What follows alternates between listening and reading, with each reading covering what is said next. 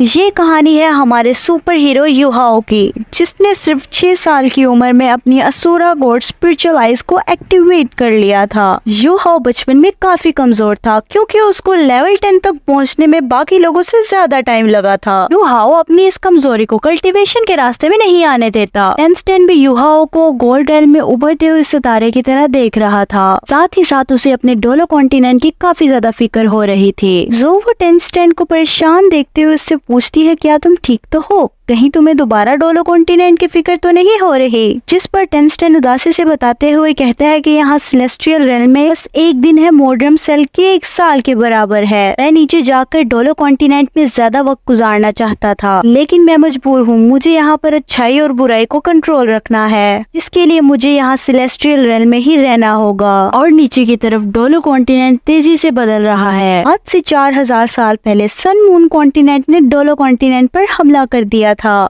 जो कि Dolo continent के पास मेरे टैंक लैंड की हिडन वेपन्स हैं। इसका इस्तेमाल करके पहले उन लोगों ने खुद को तो बचा लिया, पर सन मून वैम्पायर पास नहीं आने वाला। वो हर हाल में जीतना चाहता है। पहले सूनलैंड में 2 कॉन्टिनेंट थे, अब वो डिवाइड होकर 4 वैम्पायर्स बन गए हैं। दूसरी तरफ मेरा टैंक भी 4000 साल के उतार चढ़ाव की वजह से अपनी ताकत खो रहा है। मैंने टैंक लैंड को अपने हाथों से बनाया, मैं उसे यूं मिटता हुआ नहीं देख सकता। ये मुझे काफी ज्यादा तकलीफ दे रहा है। जियो टेंस्टेन से कहती है कि 10,000 साल गुजर गए, इतना तो बदलाव होना ही था। लेकिन तभी टेंस्टेन को उस उभरते हुए सितारे के बारे में याद आता है। इसके बारे में वो ज़ावियो को भी बता रहा था। वो कहते हैं, मैंने आज के दिन एक नया उभरता हुआ सितारा देखा। मैंने उस लड़की की किस्मत झांक कर देखने की कोशिश तो की, पर मैं ज्यादा कुछ देख नहीं पाया। इतना मालूम हो गया कि उसका टैंक लैंड के साथ गहरा ताल्लुक रहने वाला है। स्टेन और ज़ावो की बेटी टैंक वुटन वही बैठी दरख्त पर उनकी बातें सुन रही थी। हाँ, हम देखते हैं युहाओ काफी गुस्से से डोप मेंशन को देख रहा था, जिसे गार्ड देखकर गुस्सा कर जाते हैं और कहते हैं, तुम यहाँ पर ऐसे नहीं आ सकते।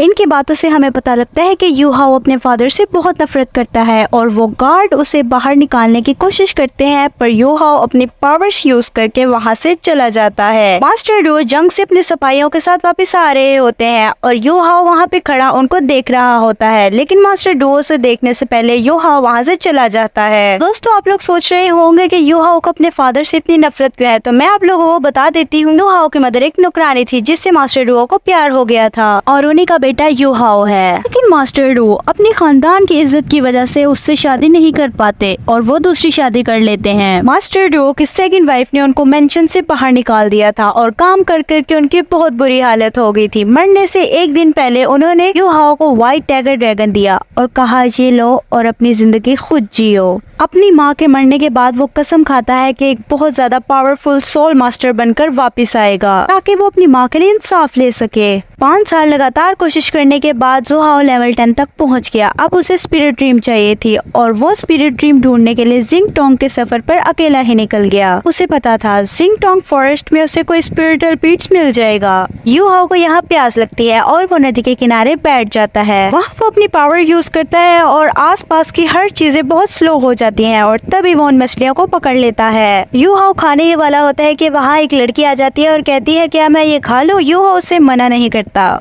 तभी वहाँ पर दूसरा लड़का आ जाता है जिसका नाम बेबी था। बेबी डेंगिया को कहता है भुक्कड़ लड़की। ये सुनकर उसे गुस्सा आ जाता है। दूसरी तरफ युहाओ मुस्कुराता है और कहता है, ये लो तुम भी खाओ। बेबी कहता है, अगर हम ये खा लेंगे तो तुम क्या खाओगे? पर युहाओ कहता है, फिक्र मत करो, मेरे पास और भी मछलियाँ हैं। डेंगिया को ये मछलियाँ बहुत पसंद आती हैं। युहाओ उठ खड़ा होता है और इनको गुड बाय कहता है और कहता है, अब मुझे चलना चाहिए। डेंगिया उसे देखकर कहती है, तो जिंगटोन फॉरेस्ट की तरफ जा रहा है, वहाँ पर तो खतरनाक सोल बीस्ट होंगे। भी कहता है, मैंने उसकी सोल पावर महसूस की है, उसे एक सोल रिंग की जरूरत है। युहाओ को यहाँ पे बहुत ज्यादा सोल बीस्ट और सोल प्लांट्स देखने को मिलते हैं। उसे मालूम नहीं था कि उसका आगे किस खतरे से सामना होने वाला है। यहाँ पर अचानक से युहाओ पर मंकी सोल बीस्ट ने हमला करना शुरू कर दिया था, जिसको डॉज करके युहाओ पीछे हट जाता है। मंकी स्पिरिट बीस्ट काफी ज्यादा पावरफुल था। वो उस पर अटैक करता है। युहाओ अपना व्हाइट टाइगर इस्तेमाल करता है उसके अटैक को रोकने के लिए, पर वो उसे रोक नहीं पाता और उसका व्हाइट टाइगर दूर जाकर कहीं गिरता है। युहाओ उसे ढूंढ निकालता है। वो मंकी बीस्ट दोबारा अटैक करने आती है और युहाओ अपनी आई स्पिरिचुअल पावर एक्टिवेट करते हैं और आसपास की चीजें स्लो हो जाती हैं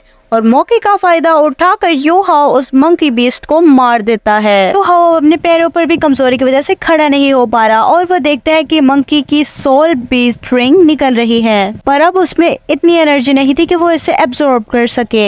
यूहाओ के सामने एक क्यूट सोल बीस्ट आ जाता है और उसकी एट्रीब्यूशन आइस पावर थी। वो वहाँ पर यूहाओ को फ्रीज कर देता है और यूहाओ वहीं पर ही बेहोश हो जाता है। नेक्स्ट सीन में हम यूहाओ के सोल सी को देखते हैं, जहाँ पर वो 10 लाख साल पुराना सिल्क वॉर्म पहुँच चुका था। यहाँ आने के बाद उस आइस एट्रीब्यूशन सिल्क वॉर्म को बहुत खुशी हो रही थी, जिसका नाम टिएंगमिंग है। टिएंगमिंग खुश होकर कहता है कि आखिरकार मुझे सोल मास्टर की बॉडी मिल गई, अगर ये मुझे ना मिली होती तो मैं मर जाता। टिएंगमिंग ने यूहाओ की बॉडी में 10 सेल क्रिएट कर देते, जिससे यूहाओ को होश आ जाते और उसे खुद नहीं पता होता कि ये क्या हो रहा है। टिएंगमिंग वहाँ पर आता है और उसे बताता है कि तुम्हारे पास एनर्जी है जिसे तुम आइस से यूज करते हो। टिएंगमिंग कहता है मैं हूँ एक 10 लाख साल पुराना स्पिरिट बीस्ट, पूरे सोल लाइन में मेरे जैसा स्पिरिट बीस्ट कोई नहीं, और मैंने खुद की स्पिरिट रिंग तुम्हें दे दी है, यानी तुम्हें बहुत ज्यादा फायदा हुआ। आज के बाद तुम मुझे बड़ा पार्ट की एडमिट कह के बुलाओगे।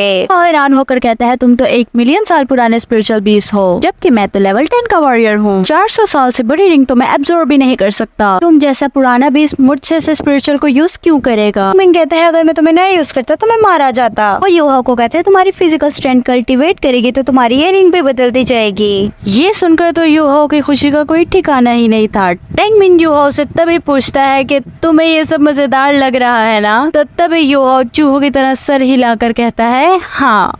तभी टिएंगमिंग कहता है कि तुम्हारे पास आइस स्पिरिचुअल पावर है जिसे तुम यूज नहीं कर सकते और तुम्हें और आइस पावर चाहिए होंगी। धीरे धीरे करके तुम इन चारों टेक्निक को अच्छे से परफॉर्म कर पाओगे। हाँ, यूहाओ सवाल करता है टिएंगमिंग से क्या तुम बताना चाहोगे कि मेरी 4 टेक्निक्स हैं क्या? पर टिएंगमिंग जवाब देता है कि वो तो तुम्हें खुद मालूम करने होंगे, लेकिन अभी सिर्फ तुम स्पॉट टाइम की टेक्निक ही इस्तेमाल कर पाओगे। हमारे अटैक सोल बीट्स अभी जरा वीक हैं, बहुत वीक हो, तुम्हें अपनी बॉडी पर ज्यादा से ज्यादा काम करना चाहिए। दूसरी तरफ हम देखते हैं कि टेंगी और बीबी को यूहाओ मिल चुका था, लेकिन वो बेहोशी की हालत में था। उसे जगाने की कोशिश करते हैं, तभी बीबी उसकी नर्व्स चेक करता है और कहता है कि उसकी स्पिरिचुअल पावर तो नॉर्मल है और ये पहले से ज्यादा स्ट्रॉन्ग लग रहा है। हाँ, यूहाओ होश में आ जाता है और उन दोनों को देख के काफी हैरान हो जाता है। यहाँ दूसरी तरफ डेंगी और बीबी यूहाओ को होश में आता देखकर काफी ज्यादा खुश हो जाते हैं। यहाँ पर यूहाओ ने डेंगी और बीबी की स्पिरिचुअल रिंग्स देखनी थी। यूहाओ यहाँ हैरान होते हुए कहता है कि डेंगिया के पास 2 स्पिरिचुअल रिंग्स हैं, बीबी के पास 3 स्पिरिचुअल रिंग जो कि 1000 साल पुरानी हैं। यूहाओ को अपनी आंखों पर यकीन नहीं आ रहा था। मिस्टर बीबी तो उसको उससे 2-3 साल बड़े लग रहे थे। हाँ, ये सब सोच ही रहा था, तभी उन्हें एक दतूरा स्नेक दिखाई देता है। डेंगिया कहती है ये तो दतूरा स्नेक है, ये काफी ज्यादा काम का है, मुझे यही चाहिए। ये वही स्नेक है जिसका पहला शिकार टेंसन ने किया था। बेबी डेंगिया को कहते हैं कि तुम यूहाओ की हिफाजत करो, मैं इस स्नेक को पकड़ लूंगा। यहाँ बेबी अपनी पावर से उस स्नेक पर हमला करते हैं, पर स्नेक की पावर बहुत ही तेज थी।